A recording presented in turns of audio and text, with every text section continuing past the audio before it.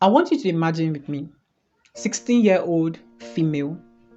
She was senior prefect in her high school, stellar academic performance, distinctions in SSCE, an amazing UTME and post UTME scores, got admitted, smashed the first year in the university, and got into the second year in medical school and started having academic challenges. Eventually failed the course and had to repeat the class. Hello and welcome to my YouTube channel. My name is Dr. Peter. I'm a medical doctor and content creator working in Nigeria, and on this channel I do a little bit of medical lifestyle and a little bit of academics. And in this particular video, I want to talk about something that we don't talk about mostly in public, and that is the issue of repeating in medical. I want to give a special appreciation to everybody who has contributed to this channel. I'm not going to call your name here because you are going to be anonymous for privacy's sake, but I'm very grateful and I really thank you, and I hope everybody learns from your mistake and have a smoother medical. I was just doing a rough calculation of some of the sets I experienced in medical school, and about 7 to 12% of students repeat in medical school at one class or the other. So it's actually something significant that we should talk about. There's this study in 1976 that the average IQ for people with medical degrees is about 125 to 135. If we take an average of 130, it means the average student you find in medical schools in Nigeria has an IQ of 130. Now that is a big deal. Now you need to know that only 2% of the world population have an IQ of 130 and above. So this is like a big deal. And when intelligent, brilliant people like this start having challenges, then we should actually talk about it. We should discuss about it. There are many reasons and mistakes why people have academic challenges, and I've made some videos on them, and I'll drop the link here so you can check them out. But when people repeat, what do they feel? How do they cope? And how do they get through that challenge? Disclaimer here, I've not repeated in medical school, and so I don't really know how it feels. So I had to talk with some of my friends, my colleagues, and some medical students who have had that experience before, and to share their experience with us so that we don't have to make that mistake again. And I spoke to about 10 respondents, and I had some insight, and that's what I want to share in this video. I should also say that I'm not trivializing the fact of repeating at all, and everything said in this video is with the aim of helping people who have experienced that situation before, or if you have to support a friend or a colleague who is in that situation,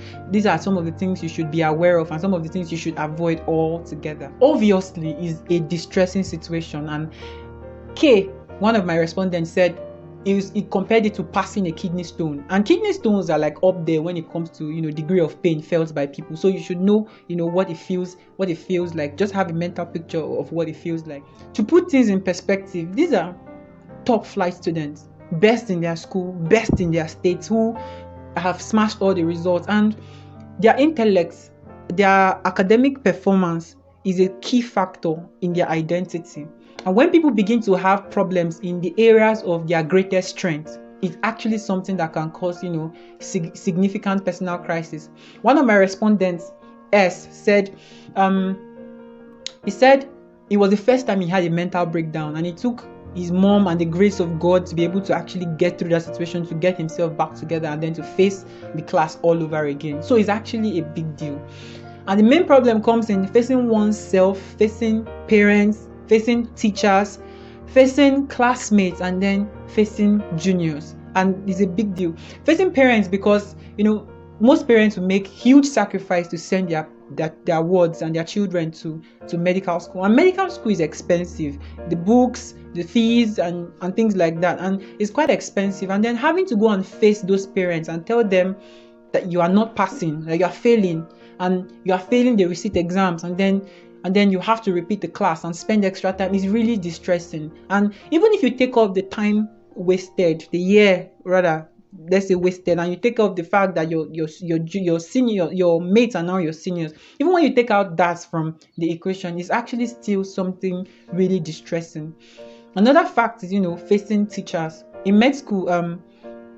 Teachers can take special interest in you as a student, and then a friendship, a mentorship can arise from that situation. And having to tell some of those teachers that you failed an exam and had to repeat the class, it's actually quite distressing and it's quite awkward even. So it's something to be aware of too. And I'm saying this particularly because of the younger medical students who will be watching this.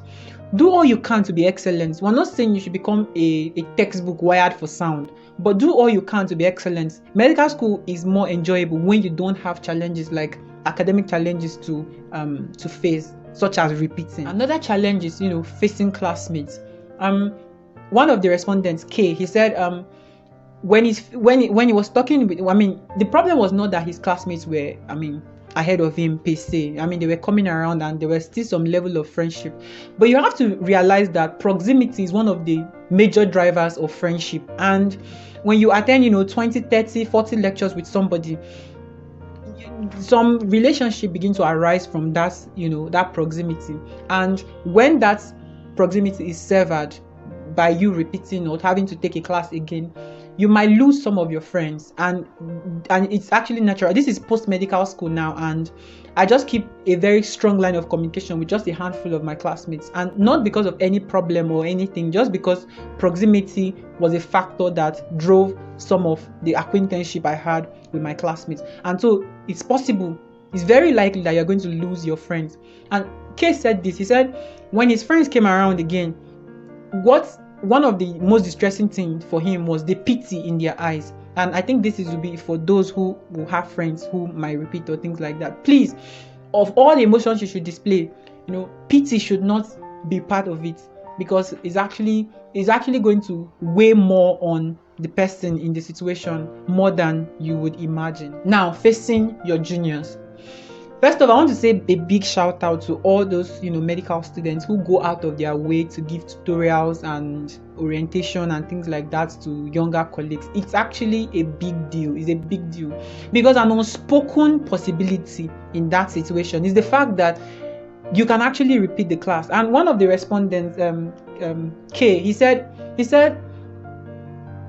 had to become seatmates and classmates with someone he was giving, academic advice to just a few months earlier. And it's a big irony, and you might not understand this if you don't give tutorials, but I used to give tutorials when I was a medical student, and especially to the immediate class below you, and it's scary because as you begin to teach, they begin to look up to you, and then some level of respect develops, and then that warning begins to ring at the back of your mind. It's a possibility, and it's actually a sacrifice. And shout out to those people who go out of their way to do this. So facing your juniors is actually a big deal in this situation. And that is going to lead me to the next phase, how these guys were able to cope and then get over the class and then progress. And unanimously, for all the respondents, everybody talked about the importance of having a strong social support network. What I mean this is those people that have your back, your clique, your cycle, your family, your tribe, whatever you call it, but those people who would support you, those people you can call at any period in the time. Your inner circle. Life is hard as it is on a normal level, even without having academic challenges or any problems. Life is actually challenging, and it's important to have a social network, a social support system normally.